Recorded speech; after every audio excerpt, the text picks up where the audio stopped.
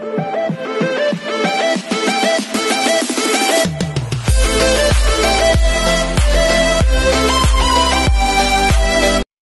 everyone, this is Kijibo Vlogs, a Filipino actor based here in Kingdom of Saudi Arabia, and welcome back to my channel. Agad-agad gawa natin ang reaction video, ang Barda compilation, because why not? So I won't take any longer.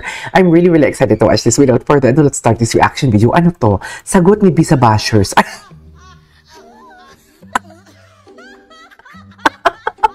Alam mo, please watch. Si Jameson yung sa likod, no? Si Jameson yung sa likod dito.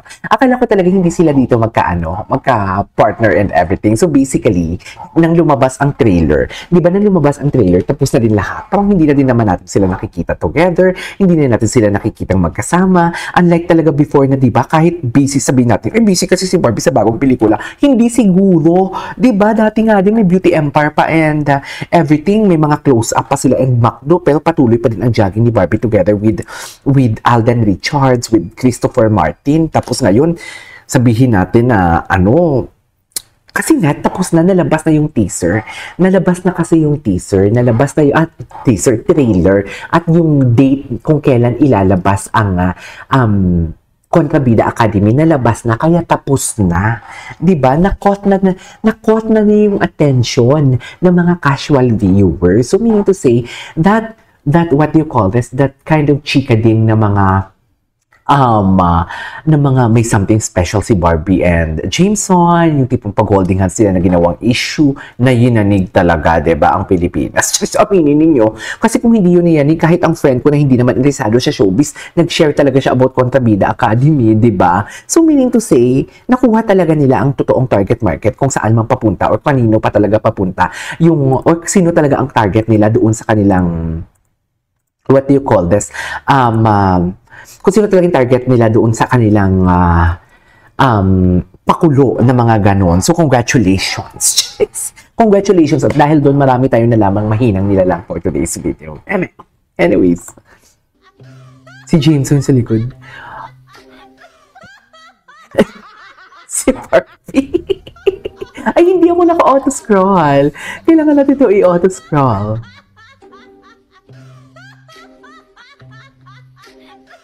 Okay. Ay. What's next? Ano to? Ay. O, diba? Ito may video na naman na linabas si So, inabot talaga, bottled water. Nang nakita ko to kagabi, bottled water talaga. Pero ang istorya nila dito, ibang-iba na. Parang sila yung nakakatakot na tao. Kasi alam mo bakit? Sila yung tipong nakita lang magkasama ang dalawang, ganyan na ganyan ang mga chismos, ang fake news peddler.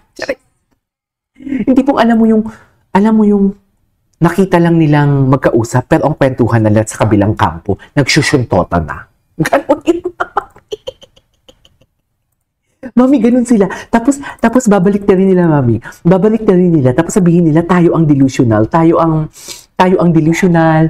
Tayo ang fake news peddler. Pero galit na galit sila pag alam mo yung binubukayo sila. Yung tipong basag na basag sila. Alam mo yung galit na galit sila, basag na basag sila for today's video. Kaya nagagalit sila. Pero bakit hindi pa din nila ako kinokontent?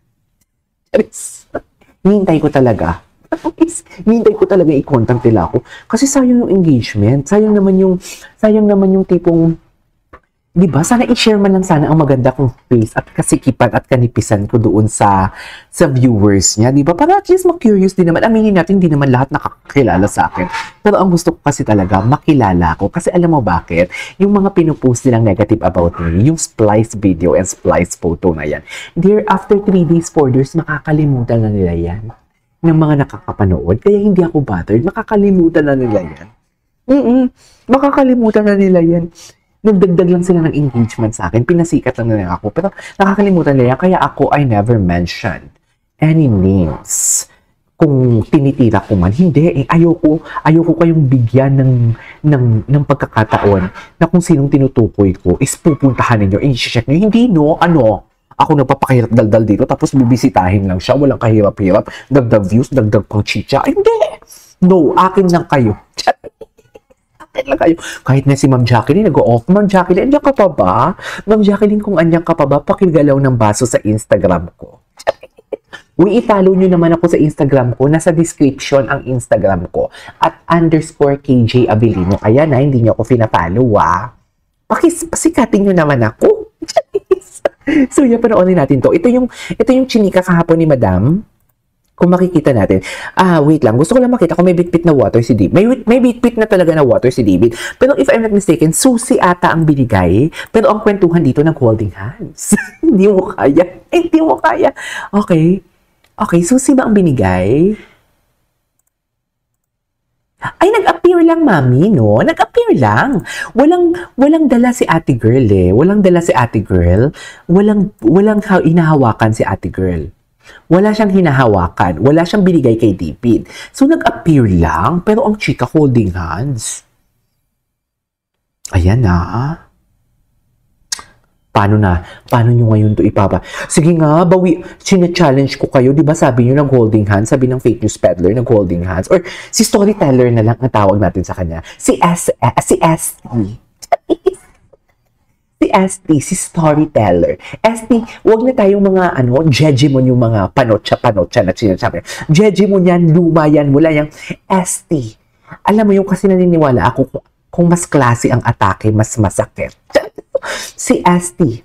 Okay, sino si ST for today's video? ST nang itawag natin sa kanya, hindi yung mga ganung yung mga panotsa. Wala na yung effect sa kanya kasi totoo yan.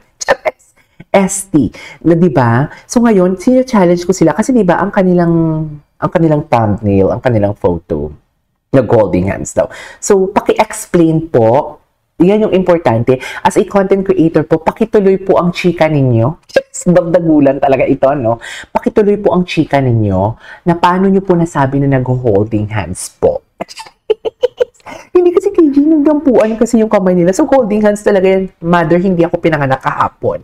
Tayong mga Pilipino, may sarili tayong interpretasyon. Ang holding hands na tinatawag sa atin, mahigpit ang kamay. Hindi na kung sabihin mong nag-touch ang dalawang kamay, hindi mo yan. Sa tayong mga Pilipino, hindi natin mako-consider as holding hands yan. Nag-appear ang tawag natin dyan. Ngayon, paano nyo yan i-explain for today's video? Anyways, tuloy natin to. Wait lang. Wait. May tatapusin lang ako para tuloy-tuloy yung natin.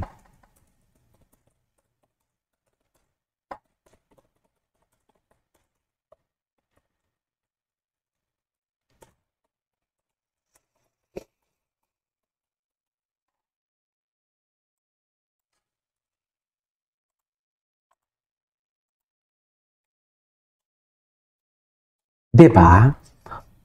Anyways, na? Di ba wala siyang inabot? Wala siyang wait, baka naman meron. Pero bakit kasi walang audio? May audio ba? Wala eh.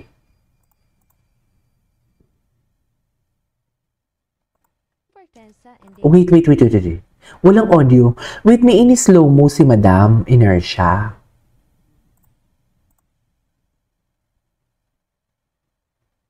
May ini-slow mo si Madam Inertia. Walang inabot. Walang inabot. Pero hindi nag-holding hands. Yes, David. Alam ni David na na binivideo no? Okay.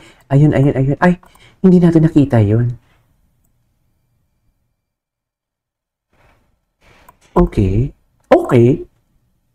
Wait lang, gusto ko lang din i-clear, no? Hindi kami galit. Kasi, for example, kung girlfriend man din talaga siya ni David, kahit hindi si David nagsasalita, sabihin na natin, sige, bigyan natin ng benefit of the doubt. Just given the fact na girlfriend siya ni David, hindi kami galit dahil may girlfriend si David. Galit kami because sinisira niyo si David. Galit kami dahil ini-invade niyo ang privacy ni David. Yun lang yon. Bakit ka galit? As a Barda fan, of course, magagalit ako.